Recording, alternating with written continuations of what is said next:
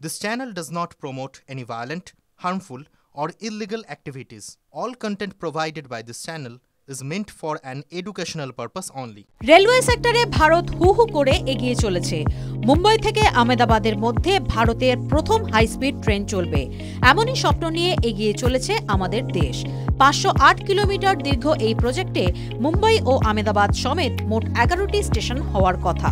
যাত্রাপথের কিছু অংশই হবে মাটির উপর দিয়ে, আর বাকি বেশিরভাগ অংশই হবে টানেল ও ব্রিজের উপর দিয়ে। এমন প্রজেক্টের প্রভাব অবশ্যই পড়বে রেলের বেশ কিছু শেয়ারে।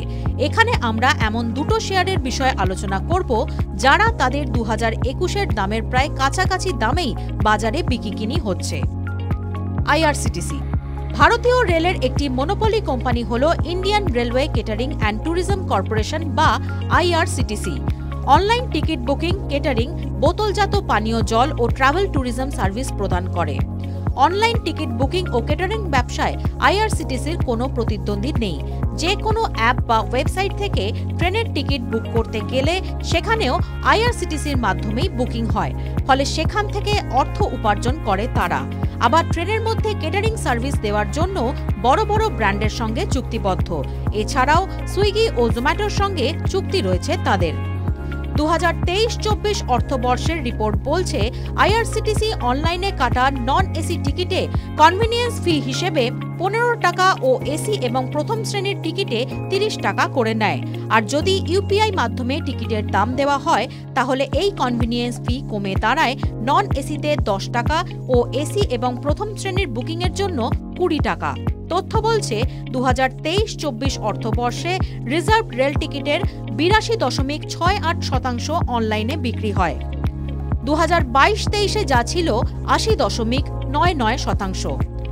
জাতীয় রেল নীতি 2030 অনুযায়ী রেলের 100% বৈদ্যুতিককরণ, নতুন ডেডিকেটেড ফ্রেট করিডোর ও নতুন হাই স্পিড রেল করিডোর তৈরির পরিকল্পনা রয়েছে।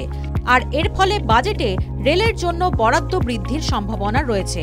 আর এর সঙ্গে অবশ্যই পাল্লা দিয়ে বাড়বে রেলের বিভিন্ন শেয়ারের দাম।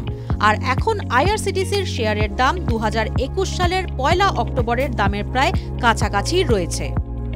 কনকর একই অবস্থা কন্টেনার কর্পোরেশন অফ ইন্ডিয়া বা কনকরের শেয়ারে। 2021 সালের 9 সেপ্টেম্বরের দামের আশেপাশেই রয়েছে এই শেয়ারের দামও। Concor railway logistic market leader. Carrier, terminal operation ও ওয়্যারহাউসিং এই 3 ক্ষেত্রে ব্যবসা করে ভারতীয় রেলের এই কোম্পানি। রেলে পণ্য পরিবহনের ক্ষেত্রে কনকরের মার্কেট শেয়ার প্রায় 62%।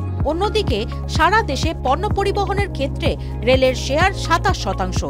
জাতীয় রেলনীতি 2030 অনুযায়ী সেই শেয়ার বাড়িয়ে 45% নিয়ে যেতে চায় রেলওয়ে।